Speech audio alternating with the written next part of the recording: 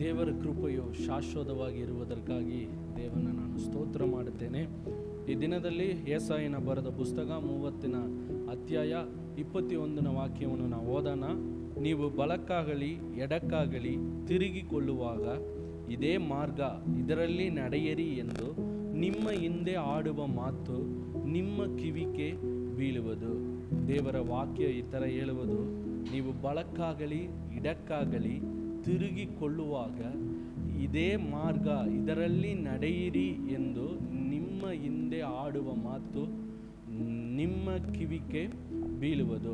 ಈ ವಾಕ್ಯದಲ್ಲಿ ನೀವು ನೋಡಿದರೆಂದರೆ, ನಮ್ಮ ಸಾಮಾನ್ಯವಾಗಿ ನಮ್ಮ ಜೀವನದಲ್ಲಿ ನೀವು ನೋಡಿದರೆಂದರೆ ಎಲ್ಲ ಮನುಷ್ಯರಿಗೂ ಇರುವ ಒಂದು ಉಪದ್ರವ, ಒಂದು ಕಾರ್ಯ ಏನಾಗಿರುವುದು ಎಂದರೆ, ಏನಾವುದು ಒಂದು ಸಮಯದಲ್ಲಿ ಲೆಫ್ಟ್ ಹೋಗ್ಬೇಕಂದ್ರೆ ಹೋಗಿ ಆಗಬೇಕು, ರೈಟ್ ಹೋಗ್ಬೇಕಂದ್ರೆ ಹೋಗಿ ಆಗಬೇಕು. ಉದಾಹರಣೆ ಹೇಳುವುದೆಂದರೆ, ಮನೆಯಲ್ಲಿ ಅಡುಗೆ ಮಾಡುತ್ತಾರೆ ಅಂದರೆ ನಿಮಗೆ ಇಷ್ಟವಾನದು ಏನೋ ಎಂದು ಅವರೊಂದು ಚಾನ್ಸ್ ಕೊಡ್ತಾರೆ. ಏನು ಚಾನ್ಸ್ ಅಂದರೆ, ಉಪ್ಪಿಟ್ಟು ಇದೇ ಮಾಡಿಕೊಡ್ತೇನೆ, ಇಲ್ಲ ಅಂದರೆ ಮುದ್ದೆ ಮಾಡಿಕೊಡ್ತೇನೆ. ಈ ಉಪ್ಪಿಟ್ಟು ಮುದ್ದೆ ಎರಡುವೇ ನಮಗೆ ಕೆಲವ್ರಿಗೆ ಇಷ್ಟ ಆಗೋದಿಲ್ಲ. ಅದರಿಂದ ಕರೆಕ್ಟಾಗಿ ಒಂದು ಚಾನ್ಸ್ ನಾವು ಹೇಳಬೇಕು. ಏನೆಂದರೆ, ಒಂದು ಉಪ್ಪಿಟ್ಟು ಹೇಳಬೇಕು, ಇಲ್ಲಾಂದರೆ ಮುದ್ದೆ ಹೇಳಬೇಕು, ಇಲ್ಲಾಂದರೆ ಮನೆ ಒಳಗಡೆ ತುಂಬ ಒಂದು ದೊಡ್ಡ ಜಗಳೇ ಬಂದಾಗುತ್ತಾರೆ. ಇದು ಊಟಕ್ಕೂ ಸರಿಯಾಗಿ ಬರುತ್ತೆ, ಆದರೆ ಜೀವನದಲ್ಲಿ ನೀವು ಹೋಗುವಾಗ ಸರಿಯಾದ ಟೈಮಲ್ಲಿ ಸರಿಯಾದ ಕಾರ್ಯವನ್ನು ನೀವು ಚೂಸ್ ಮಾಡುವ ಒಂದು ಮಕ್ಕಳಾಗಿ ನಾವು ಇರಬೇಕು. ಏಕೆಂದರೆ ನಾವು ತಪ್ಪಾಗಿ ಚೂಸ್ ಮಾಡಿ ಬಿಟ್ರೆ ಅಂದರೆ ಅದರಿಂದ ನೋವು ಕೆಲವು ಸಮಯದಲ್ಲಿ ನಮ್ಮ ಲೈಫ್ ಲಾಂಗ್ ನಮ್ಮ ಕಡೆಗೆ ಬರುವ ಒಂದು ಕಾರ್ಯವಾಗಿದೆ. ದೇವರ ವಾಕ್ಯ ಏನು ಹೇಳುವುದೆಂದರೆ, ಆ ಡಿಸಿಷನಲ್ಲಿ ಆ ಚಾನ್ಸನ್ನು ನಾವು ಸರಿಯಾದ ರೀತಿಯಲ್ಲಿ ಚೂಸ್ ಮಾಡುವುದಕ್ಕೂ ನಮಗಿರುವ ಒಂದು ಬಲ ಏನಾಗಿದೆ ಅಂದರೆ, ದೇವರ ವಾಕ್ಯವು, ದೇವ ಪ್ರಸನ್ನ ನಮ್ಮಲ್ಲಿ ಇದೆ. ಏನೆಂದರೆ, ನಾವು ಬಡಕ್ಕಾಗಲಿ ಎಡಕ್ಕಾಗಲಿ ಹೋಗುವಾಗ, ನಾವು ದಾರಿ ತಪ್ಪಿ ಸ್ವಲ್ಪ ನಾವು ದಾಟಿ ಹೋಗುವಾಗ ಯೆಹೋವನ ದೇವರು ನಮ್ಮ ಕಿವಿ ಕೇಳುವ ಥರ ಮಾತಾಡುವ ದೇವರಾಗಿದ್ದಾರೆ. ಯೇಸು ಇದೇ ಕಾರ್ಯವನ್ನು ಅವರೇ ಹೇಳುತ್ತಾರೆ. ಏನೆಂದರೆ, ನಾನೇ ಸತ್ಯವಾಗಿಯೂ ಮಾರ್ಗವಾಗಿಯೂ ಇದ್ದೇನೆ, ನಾನೇ ಸತ್ಯ ಎಂದು ಅವರು ಹೇಳ್ತಾನೆ, ನಾನೇ ಮಾರ್ಗ ಎಂದು ಅವರು ಹೇಳ್ತಾನೆ. ನೀವು ನೋಡಿರಿ, ನಾವು ರಚನೆ ಹೊಂದಿ ದೇವರ ಮಾರ್ಗದಲ್ಲಿ ನಮ್ಮನ್ನು ಇದುವರೆಗೂ ನಮ್ಮನ್ನು ನಡೆಸಿ ಬಂದಿರುವ ದೇವರು ನಿಮ್ಮ ಮುಂದೆ ಇರುವ ಅಗತ್ಯದಲ್ಲಿ, ಕಾರ್ಯದಲ್ಲಿ ನೀವು ಗೊಂದಲದಿಂದ ಇರಬೇಡ. ದೇವರನ್ನ ಹಿಡಿದುಕೊಳ್ಳುವಾಗ, ದೇವರ ಸಮ್ಮುಖದಲ್ಲಿ ನಾವು ಹೋಗಿ ಕೂತುಕೊಳ್ಳುವಾಗ, ದೇವರನ ಪಾದದಲ್ಲಿ ಹೋಗಿ ನಾವು ಪ್ರಾರ್ಥನೆ ಮಾಡುವಾಗ, ಆ ದೇವರು ನಮ್ಮ ಕಡೆಗೆ ಮಾತಾಡುವ ದೇವರಾಗಿದ್ದಾರೆ. ನಮ್ಮ ದೇವರು ನೀವು ನೋಡಿದರೆಂದರೆ, ಕೀರ್ತನೆಕಾರನು ಈ ಥರ ಹೇಳ್ತಾನೆ, ದೇವರೇ ನೀವು ಕಿವಿ ಇದ್ದು ಕೇಳುವರ ದೇವರಾಗಿದ್ದೀರಿ, ನೀವು ಬಾಯಿದ್ದು ಮಾತಾಡುವ ದೇವರಾಗಿದ್ದೀರಿ ಎಂದು ಹೇಳುತ್ತಾರೆ. ನಮ್ಮ ದೇವರು ನಾವು ಈ ಥರ ಕಾರ್ಯದೆಲ್ಲ ನಿಂತುಕೊಂಡಿರುವಾಗ, ನಾನು ಏನು ಮಾಡುವುದೇ ನನಗೆ ಗೊತ್ತಿಲ್ಲ ಎಂದು ನೀವು ಯೋಚನೆ ಮಾಡುವಾಗ, ಯೆಹೋವನ ದೇವರು ಈ ದಿನದಲ್ಲಿ ನಿಮ್ಮ ಕಡೆಗೆ ನಿಮ್ಮ ಸಂಕಟ ಮಾತಾಡುವ ದೇವರಾಗಿದ್ದಾರೆ. ನೀವು ನೋಡ್ರಿ, ದೇವರು ಎಲ್ಲಿಂದ ಮಾತಾಡ್ತಾರೆ ಅಂದರೆ ಸೇವಕರ ಮೂಲಕ ಮಾತಾಡ್ತಾರೆ.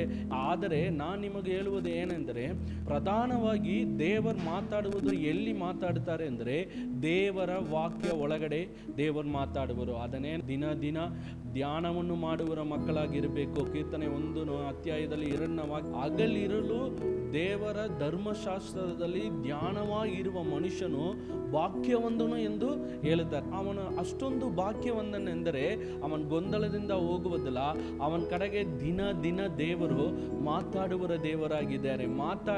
ಮಾತಾಡುವುದು ಮಾತ್ರವಲ್ಲ, ಎಲ್ಲಿ ದಾರಿ ಇದೆ, ಯಾವ ಕಾರ್ಯವನ್ನು ನೀವು ಮಾಡಬೇಕು ಎಂದು ದೇವರು ನಮಗೆ ಹೇಳಿಕೊಡುವ ಒಂದು ದೇವರಾಗಿದೆ. ನೀವು ನೋಡಿರಿ, ಯೇಸು ಕ್ರಿಸ್ತು ಮೊದಲನಾಗಿ ಒಂದು ಅದ್ಭುತವನ್ನು ಮಾಡುತ್ತಾರೆ. ಎಲ್ಲಿ ಮಾಡುತ್ತಾರೆ ಅಂದರೆ, ಮದುವೆ ಮನೆಗೆ ಹೋಗಿ ಅಲ್ಲಿ ಅದ್ಭುತವನ್ನು ಮಾಡುತ್ತಾರೆ. ಏನು ಅದ್ಭುತ ಎಂದರೆ, ಅಲ್ಲಿ ದ್ರಾಕ್ಷಾರಸ ಎಲ್ಲ ತೀರು ಹೋಗಿಬಿಟ್ರು. ಅಲ್ಲಿ ಬರುವಾಗ ಯೇಸು ಕ್ರಿಸ್ತನ ತಾಯಿ ಬಂದು ಅವರ ಕಡೆಗೆ ಎಲ್ಲ ತೀರು ಹೋಗಿಬಿಟ್ರು ಎಂದು ಹೇಳುವಾಗ, ನನ್ನ ಕೆಲಸ ಇನ್ನೂ ಬರಲ್ಲ ಎಂದು ದೇವರು ಹೇಳುತ್ತಾರೆ. ಅಲ್ಲಿ ಹೋಗಿ ನೀವು ನೋಡಿರಿ, ಅಲ್ಲಿರುವಾಗ ಶಿಷ್ಯರು ಅಲ್ಲಿರುವಾಗ ಕೆಲಸ ಮಾಡುವವರಿಗೆಲ್ಲ ಏನು ಹೇಳುತ್ತಾರೆ ಎಂದರೆ, ಅವರು ಏನು ಹೇಳುತ್ತಾರೋ ಅದನ್ನು ನೀವು ಮಾಡಿರಿ ಎಂದು ಹೇಳುತ್ತಾರೆ. ಕ್ರಿಸ್ತು ಹೇಳಿದನನ್ನು ಆ ಮದುವೆ ಮನೆಯಲ್ಲಿ ಮಾಡಿದರು, ಅವರು ಮಾತಾಡುವರ ಶಬ್ದವನ್ನು ಅವರು ಕೇಳಿದರು, ಆ ಮದುವೆ ಕಾರ್ಯದಲ್ಲಿ ಅದ್ಭುತ ನಡೆಯಿತು. ಇವರ ವಾಕ್ಯ ನಿಮಗೆ ಹೇಳುವುದು ಏನೆಂದರೆ, ವಾಕ್ಯವನ್ನು ನೀವು ಕೇಳುವರ ಮಕ್ಕಳಾಗಿ ಇರುವುದು, ನಿಮಗೆ ಏನು ಮಾಡುವುದೆಂದೇ ಗೊತ್ತಿಲ್ಲದ ರೀತಿಯಲ್ಲಿ ನೀವು ಕೂತುಕೊಂಡಿರುವುದು, ದೇವರ ಮಾತಾಡುವ ಶಬ್ದವನ್ನು ಕೇಳಿರಿ. ದೇವರ ವಾಕ್ಯವನ್ನು ನೀವು ಓದುವಾಗ ದೇವರು ನಿಮ್ಮ ಕಡೆಗೆ ಮಾತಾಡುವರ ದೇವರಾಗಿದ್ದಾರೆ. ಅದಕ್ಕೂ ನಾವು ವಿಧೇಯರಾಗಿದ್ದರೆ ದೇವರು ನಮ್ಮ ಜೀವನದಲ್ಲಿ ಅದ್ಭುತ ರೀತಿಯಲ್ಲಿ ಅತಿಶಯವಾಗಿ ನಮ್ಮನ್ನು ನಡೆಸು, ಅವರ ಮಾರ್ಗದಲ್ಲಿ ನಡೆಸಿ ಬರುವುದಕ್ಕೂ ಅವರ ಮಾತನ್ನು ಕೊಟ್ಟು ದೇವರು ನಮ್ಮನ್ನು ನಡೆಸುವರ ದೇವರಾಗಿದೆ. ಒಂದು ಉದಾಹರಣೆ ಹೇಳಿದ್ರಂದ್ರೆ ನಿಮಗೂ ಅರ್ಥವಾಗುವುದು. ಕ್ವಶ್ಚಿನ್ ಪೇಪರ್ ರೆಡಿ ಮಾಡುವವರು ಒಂದು ಟೀಚರು, ಎಕ್ಸಾಮ್ ಹಾಲಲ್ಲಿ ಬರುವವರು ಒಂದು ಟೀಚರು. ಕೆಲವು ಸಮಯದಲ್ಲಿ ನೀವು ನೋಡಿದ್ರಂದ್ರೆ ನಮ್ಮ ದೇಶದಲ್ಲೆಲ್ಲ ನೋಡಿದ್ರಂದ್ರೆ ಎಕ್ಸಾಮ್ ಎಲ್ಲ ಬರೆಯುವಾಗ PT ಟೀಚರ್ ಎಲ್ಲ ಎಲ್ಲಿ ಸೂಪರ್ವೈಸರ್ ಆಗಿ ಕರೆದು ಅವ್ರಿಗೂ ಅಷ್ಟೊಂದು ಸಬ್ಜೆಕ್ಟ್ ಬತ್ತೆ ನಾಲೆಜು ಅವ್ರಿಗೂ ಇರುವುದಿಲ್ಲ. ಅವ್ರ ಕಡೆಗೆ ಹೋಗಿ ನಾವು ಕೇಳಿದ್ರಂದ್ರೆ ಅವ್ರು ಹೇಳಿಕೊಡುವುದು ಇಲ್ಲ. ಕ್ರಿಸ್ತುವ ಜೀವನದಲ್ಲಿ ನೋಡಿದ್ರಂದ್ರೆ ನಮಗೆ ಏನೇನೆಲ್ಲ ಉಪದ್ರವ ಬರುತ್ತೋ ಅದೆಲ್ಲ ಆಲ್ರೆಡಿ ದೇವರಿಗೆ ಗೊತ್ತು. ಅವರೆಲ್ಲ ಒಳ್ಳೆ ಜ್ಞಾನ ದೇವರಾಗಿದ್ದಾರೆ.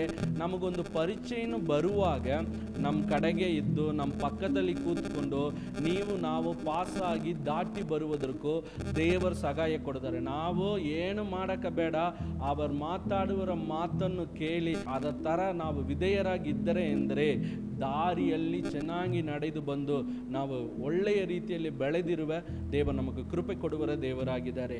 ದೇವರು ಈ ವಾಕ್ಯ ಥರ ನಿಮ್ಮೆಲ್ಲರನ್ನು ಆಶೀರ್ವದಿಸುವುದಕ್ಕಾಗಿ ಕಣ್ಗಳನ್ನು ಮುಚ್ಚಿ ನಾವು ಪ್ರಾರ್ಥನೆ ಮಾಡೋಣ. ತಂದೆಯಾದ ದೇವರೇ, ನಿಮಗೆ ಸ್ತೋತ್ರಂ ಅಪ್ಪ. ನೀವೇ ಮಾರ್ಗವಾಗಿ ಇರುವರ ದೇವರು. ನೀವು ನಮ್ಮ ಕಡೆಗೆ ಮಾತಾಡುವುದಕ್ಕಾಗಿ ಸ್ತೋತ್ರಂ.